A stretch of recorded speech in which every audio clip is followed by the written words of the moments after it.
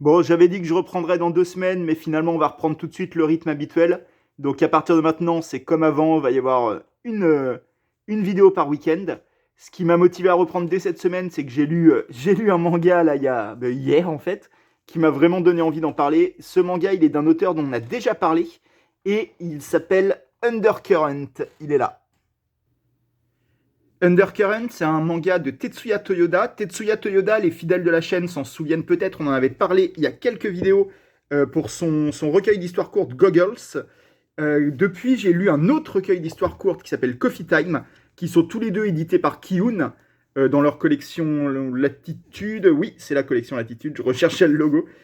C'est deux recueils d'histoires courtes qui sont vraiment très très cool, très sur les instants de la vie, sur des petits moments des petits moments qui peuvent sembler ne rien représenter, mais qui représentent quand même quelque chose.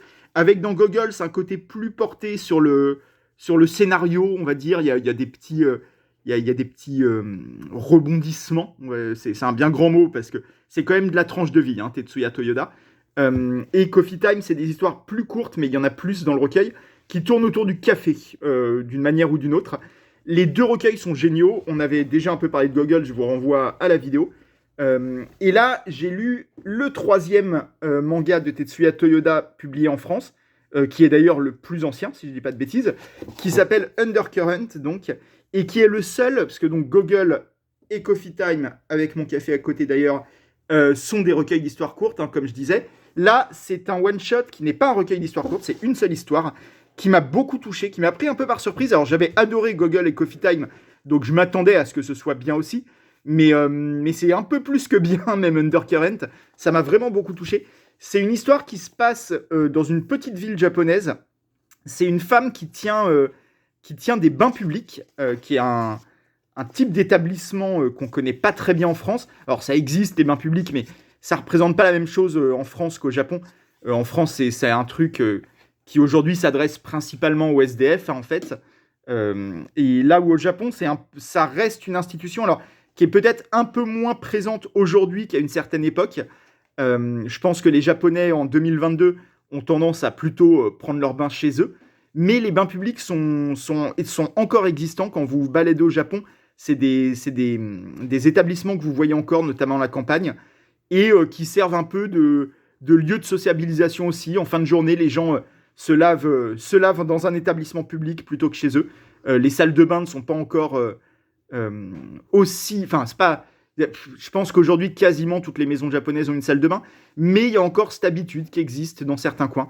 Et donc, on va suivre cette femme qui tient un bain public et qui, visiblement, on le comprend vite, est un peu en dépression. Il y a des phases comme ça de rêve un peu inquiétant où elle se fait étrangler. Ce rêve revient plusieurs fois dans le récit. Et en fait, on comprend que son mari a disparu quelques temps avant le début du récit, 2 mois avant le début, je crois, et sans laisser de traces. On ne sait pas ce qui lui est arrivé. Est-ce que c'est un accident? Est-ce qu'il a fui? Il y a beaucoup d'éléments qui laissent penser qu'il a plutôt fui sa vie de couple. La thèse de l'accident, si elle est possible, n'est pas la plus favorisée par les autorités, on va dire. Et donc, pendant un moment, cette femme, cette héroïne, qui s'appelle, je ne sais plus comment elle s'appelle, on va essayer de retrouver son, Kanae, elle s'appelle, je crois. Et Kanae a fermé les bains publics qu'elle tenait avec son mari. Finalement, elle les rouvre, parce que bon, ça fait déjà 2 mois et qu'il faut bien qu'elle gagne son salaire. Elle les rouvre et il y a un mec qui est envoyé par le syndicat des bains publics pour venir l'aider. C'est ce gars-là, qui est un mec un peu... on comprend que c'est une espèce de travailleur itinérant qui travaille ici et là sans trop d'attache. Et en même temps, elle va mener un peu une enquête pour essayer de retrouver son mari. Une enquête avec un détective privé qui s'appelle Yamazaki, que je viens d'apercevoir, le voilà, avec les lunettes de soleil, qui est un personnage qui est aussi dans Goggles et dans Coffee Time. C'est un peu le personnage fil rouge de l'œuvre de Tetsuya Toyoda, qui joue des rôles plus ou moins importants dans chaque œuvre. C'est jamais vraiment le héros, mais il est là, il traîne, c'est un détective privé, à la fois un peu loser, un peu bizarro, mais qui est quand même bien intentionné et qui est pas nul en fait. L'enquête qu'il mène, notamment dans Undercurrent, est une enquête qui marche, sans vous dévoiler grand-chose, mais l'enquête n'est pas idiote. Il va avoir des pistes, il va trouver des indices, voilà. Voilà, donc Undercurrent parle un peu de tout ça. c'est une histoire qui est... Là, je vous parle d'enquête, de détective privé, de mari disparu. C'est pas une histoire policière, hein. C'est pas sous cet angle-là que ça se passe. C'est plus une histoire d'une femme qui se rend compte que peut-être elle a pas si bien connu son mari que ça, et en même temps, elle l'aimait pourtant. Et ça pose la question, en fait, de qu'est-ce que ça veut dire connaître quelqu'un. Qu'est-ce que ça signifie savoir ce qu'est une personne, qui est cette personne, qu'est-ce qu'elle a en elle. Et même elle se pose des questions, notamment vis-à-vis du nouveau travailleur, avec lequel il y a une espèce de chose qui se développe, qui n'est pas vraiment une attirance amoureuse, mais il y a un petit truc, on sent qu'ils s'intéressent l'un à l'autre. Là, on les voit voyager en voiture la nuit, ils vont faire un petit trip sur la côte. Et il y a ça qui se développe. Elle-même, on découvre au fur et à mesure qu'elle a aussi des petits secrets liés à sa jeunesse, qu'elle n'a pas forcément dit à son mari, qui sont pas des choses. Quand je vous dis elle a des secrets, c'est pas incroyablement dark. C'est un peu dark quand même, mais c'est pas des trucs. Ça n'en fait pas une méchante, si vous voulez. Mais voilà, ça parle de ça, de qu'est-ce que ça veut dire connaître quelqu'un et comment mener sa vie avec cette idée qu'en fait on connaît jamais tout à fait les personnes qui nous entourent. Il y a un vrai truc, moi, qui m'a beaucoup touché au-delà de tout ça, au-delà de toute cette histoire particulière. C'est un talent qu'a Tetsuya Toyoda, qu'il avait déjà dans ses recueils d'histoires courtes, mais que j'ai trouvé très prégnant dans Undercurrent, pour représenter les moments de vie. Alors, quand je dis les moments de vie, je ne vous parle pas des phases de dialogue, je ne parle pas de ce qui appartient à l'histoire. Je parle du reste, je parle de ce genre de dessin, comme le premier. Là, il dessine un carillon d'une porte de commerce on comprend que la porte s'ouvre et donc il y a la petite cloche qui se met à sonner dans le vent comme ça. Il y a plein d'illustrations comme ça qui sont des illustrations de moments qui nous donnent une impression de chaleur. Vous voyez, là, ces illustrations-là, on a juste dans ces deux premières-là, on a une manière d'illustrer la chaleur du matin.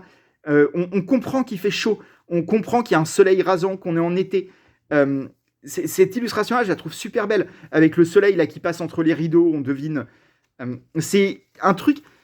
On peut avoir tendance, je pense, quand on lit des BD, quand je dis on, c'est tout le monde, hein, c'est pas vous, vous êtes un lectorat de qualité, vu que vous êtes sur ma chaîne, mais à les lire un peu vite, on est dans une époque, en plus, qui valorise beaucoup la productivité. Faut qu'on lise beaucoup.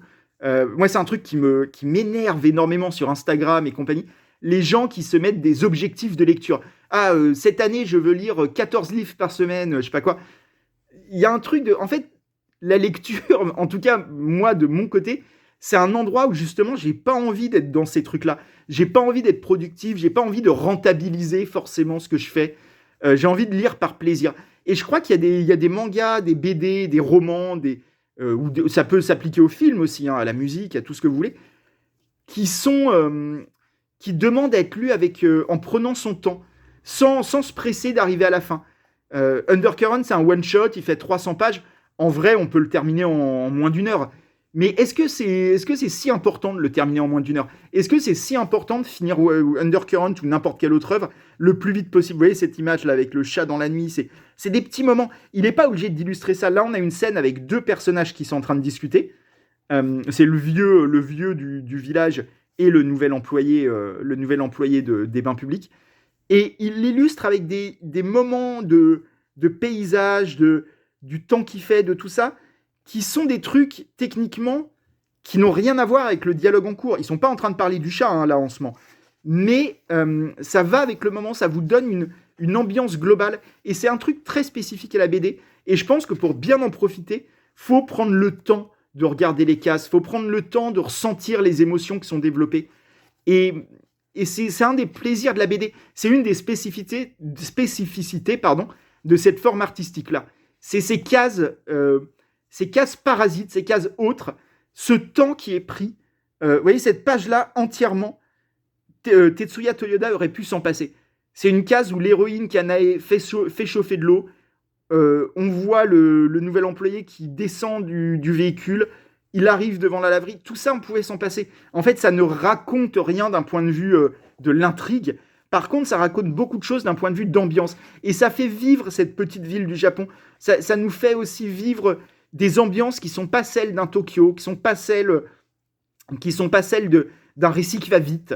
C'est un récit qui prend le temps, Undercurrent. Et je pense qu'il faut le lire en prenant son temps aussi. Il ne faut pas le lire en se pressant d'arriver à la fin. Désolé, je suis parti dans une petite parenthèse, mais ça me permet aussi de parler de cette vision de la lecture que je vois de plus en plus, qui est une vision de rentabilité, de productivité, et qui me dérange un peu. Et Undercurrent est tout le contraire de ça. C'est un manga lent, un manga qui va à son rythme. Et je pense que nous, lecteurs, pour bien en profiter, il faut qu'on aille à notre rythme aussi, sans se presser, en prenant le temps d'observer ces dessins de plafond, d'observer les dessins d'immeubles comme ça, qui n'ont rien à voir avec le dialogue, mais qui sont là pour l'accompagner, pour donner une impression de totalité et pour faire vivre ce récit, pour lui donner une profondeur, une ampleur, pour le faire sortir de la simple intrigue. En fait, c'est la différence entre un scénario qui ne fait que raconter une histoire d'un point A à un point B, et d'un récit, d'un univers, d'une œuvre d'art qui va développer toute une imagerie, tout un ensemble d'éléments qui va essayer d'en appeler aux cinq sens, même si c'est que visuel, techniquement, un manga. Là, on ressent les odeurs de chlore du bain public, on ressent la chaleur, on ressent les odeurs, il y a beaucoup de choses. Undercurrent est vraiment une œuvre très réussie à ce niveau-là. Et je ne peux que vous la conseiller. C'est évidemment pas un manga destiné à un très grand public. Je pense que c'est un manga très adulte dans les thèmes que ça aborde, parce que ça aborde la vie de couple, ça aborde le fait de sentir qu'on arrive à une phase où on peut plus se faire croire qu'on est encore jeune. Là, c'est des problématiques d'adultes qu'on a à voir avec le travail aussi, qu'on a à voir avec la vie de famille. Et c'est en plus, comme je dis, un récit lent, ce qui ne va pas plaire à beaucoup de lecteurs. Il y a plein de lecteurs qui n'aiment pas trop ça. Ils veulent que ça aille vite, ils veulent qu'il y ait des rebondissements. C'est pas ça, Undercurrent, c'est autre chose. Si je vous ai donné envie, c'est peut-être que c'est pour vous. Je pense qu'il est toujours trouvable. Moi, je l'ai trouvé d'occasion là très récemment, c'est pour ça que je dis ça. Mais oui, j'ai vérifié en plus, j'ai vérifié hier. Il est totalement trouvable. Il est sorti il y a longtemps. Hein. Il y a longtemps. 2005 au Japon. 2005 au Japon, 2008 en France, chez Kana, dans la collection Made in qui n'existe plus, je crois. Ça doit être la première édition que j'ai. Mais en tout cas, c'est chez Kana. Et je vous le conseille très fortement si vous aimez ce genre de récit. Et si vous en voulez plus, je vous renvoie à Goggles et à Coffee Time. Tac, je vais tout faire tomber. Et à Coffee Time, je disais, deux recueils d'histoires courtes qui sont très très bien aussi, qui eux sont chez Kiyun. Voilà, Tetsuya Toyoda, très bon auteur. Je vous dis à la semaine prochaine pour une vidéo où cette fois je vais parler de mon prochain livre, comme j'avais promis. Je peux vous le montrer. Hop, je vais vous montrer la couverture de mon prochain livre, qui est là, qui s'appelle Émergence 7. Et on parle de ça la semaine prochaine, et ensuite on reparle de manga. Toutes les semaines, tous les week-ends, une vidéo de manga. Enfin, de manga, une vidéo qui parle de manga. Je vous souhaite une très bonne rentrée. Je vous remercie à nouveau d'être là, de suivre mes vidéos. On est plus de 700 maintenant. C'est assez fou pour moi, vu les vidéos que je fais, qui sont très, très homemade, j'en ai conscience. Je vous remercie pour tous vos commentaires, pour ceux qui s'abonnent, tout ça. C'est ultra cool. J'adore faire les vidéos. J'adore discuter avec vous en commentaire. Et je vous dis à très bientôt et encore merci. Ciao!